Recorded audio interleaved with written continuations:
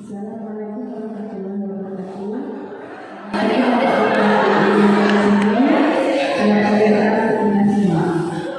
maaf, saya minta waktu sebentar. Kami akan memberikan sedikit edukasi tentang manfaat badan minum air putih yang akan disampaikan nanti oleh Kepala Instalasi SKD Suprapto. Sebelumnya bapak-bapak, ibu-ibu pasti sudah tahu ya. Itu tema kita yaitu air putih. Air merupakan sesuatu yang sangat berperan dalam kehidupan kita sehari-hari. Tentunya kita tidak bisa hidup tanpa adanya air. Banyak kegiatan yang bisa dilakukan air tidak ada. Nah, untuk lebih jelasnya kepada ahlinya yaitu Ibu Ristina Pratiwi nanti akan menjelaskan tentang manfaat banyak minum air putih. Di sini mengapa air sangat penting. Terus nanti ada manfaat-manfaat yang bisa kita dapatkan dari banyaknya minum air putih.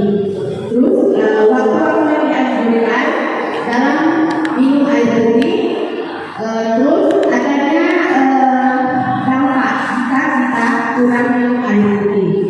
Terus terdampaknya tip-tip dalam meningkatkan metabolisme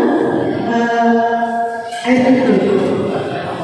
Nah, kita akan menyimak apa itu manfaat banyak minum air putih kepada Ibu Ristina Pratiwi, SSD, kami silakan. Nanti untuk bapak-bapak ibu yang ada di sini kalau simak dan jika ada pertanyaan bisa ditanyakan kepada kami. Ada ibu Ristina, silakan. Bapak Guntur Sena Ibu Empat.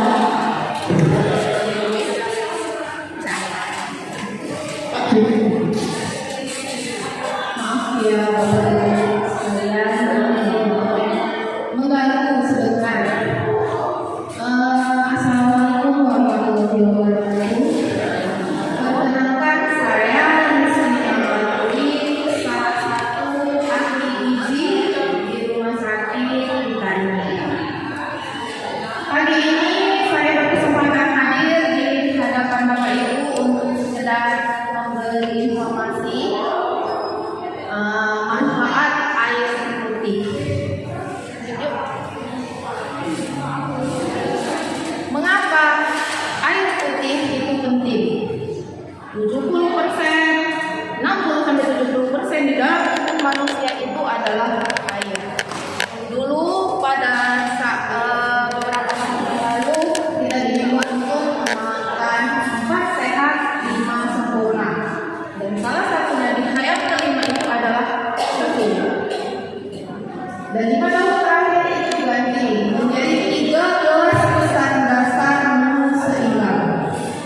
Bukan berarti yang 4 sehat 5 sempurna itu tidak dipakai kembali, tapi disempurnakan menjadi 3 gelas pesan dasar menu seimbang. Di dalam 3 gelas pesan dasar menu seimbang itu yang 9 ada minum air yang cukup. Di sana mengapa? Karena air itu berperan penting di dalam metabolisme tubuh kita. Bagaimana makanan itu dicerna, bagaimana kita bisa mengalir, itu semua dibantu oleh air. Nah, ini tips jam-jam bagus untuk minum. 1. Bangun pagi.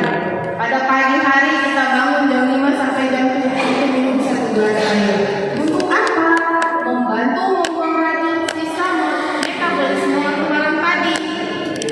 Kan pada saat kita istirahat, badan kita terus beraktivitas, mencerna makanan-makanan yang siang tadi.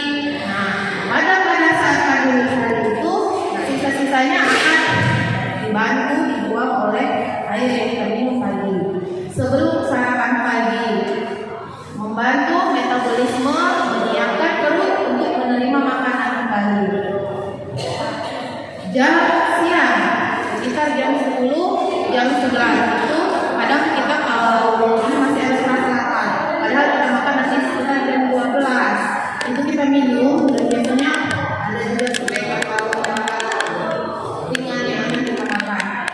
Itu untuk mencegah dehidrasi. Karena kita pasti lagi begitu itu udah ada aktivitas yang kita lakukan. Sore hari itu jam 3 sampai jam 4. Menjaga energi, fokus, menjaga energi dan karena kita sudah beraktivitas, jadi tetap harus minum. Kembali pada saat makan malam dan sebelum tidur. Nah, sebelum tidur ini tidak perlu banyak minum.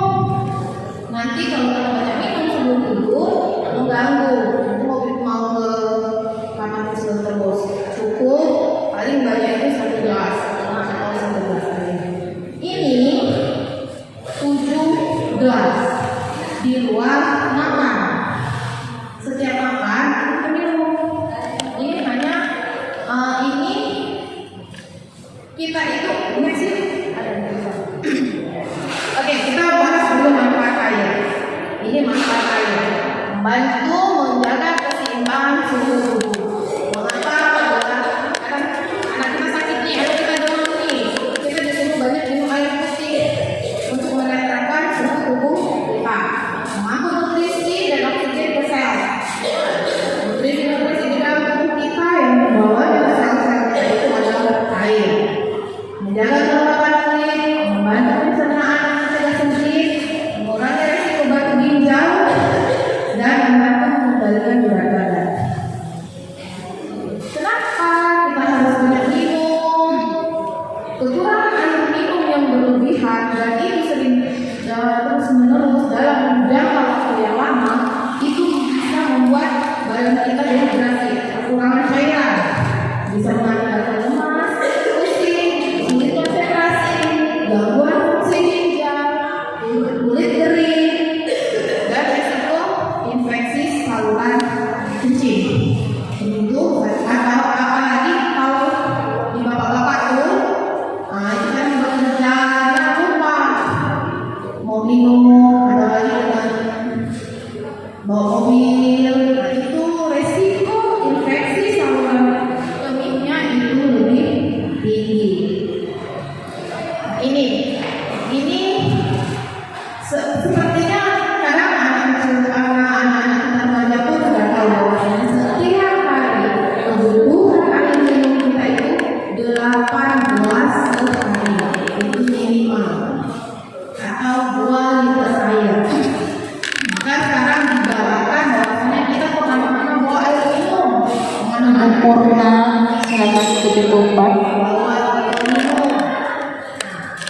Di sana juga di air putih atau cairan di dalam tubuh kita itu tidak hanya kita dapat air minum. Pada saat kita makan lupa itu cairan yang ada juga di tubuh kita. Contoh buahnya tuh semangka, jeruk, dan melon. Itu banyak air yang akan menambah cairan di dalam badan kita. Minum itu jangan hanya pada saat haus. Jadi pada saat ini minum itu dibuat kebutuhan. Oh, minum 2 jam, selang-selang 2 jam kita minum. Walaupun nggak langsung berdiri satu gelas minum, itu usahakan sering-sering minum. Kurangi minuman manis dan berkafein. Contohnya kopi. Kadang di bapak nih yang kopinya lebih banyak minum kopinya dibanding dengan air putih. Minum air putih itu banyak pada saat makan. Nah itu tidak baik untuk badan kita. Next.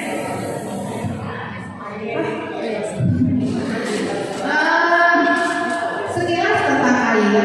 Air ini sebenarnya memang dari banyaknya kita minum air itu akan kebugaran badan kita itu akan berbeda. Cara sehatnya kita, siapnya beraktivitas kita akan berbeda dengan kita kurang minum air. Itu kadang-kadang kita menyebabkan pusing, tiba-tiba di siang hari rem itu kita pusing, bawa motor nih dari tempat kerja pulang kita pusing, itu kebanyakan itu gara-gara badan kita itu dehidrasi. Mungkin sekilas itu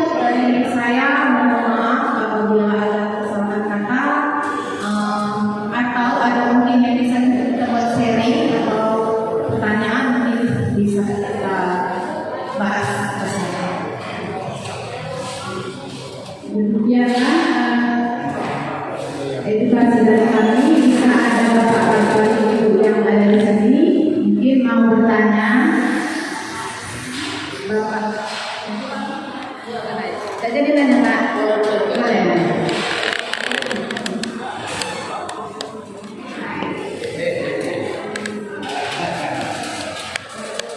Assalamualaikum warahmatullahi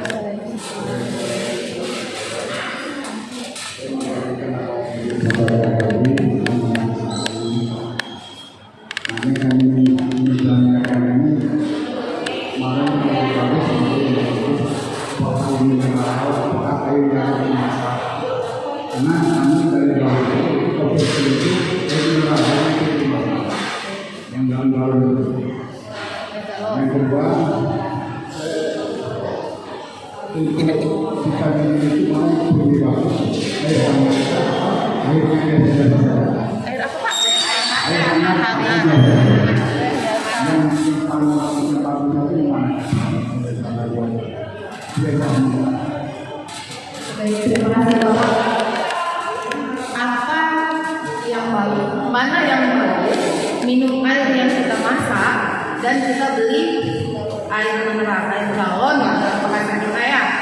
Sebenarnya Bu, Pak, air itu banyak kandungan, ada kandungannya di dalam air, ada mineralnya di dalam air.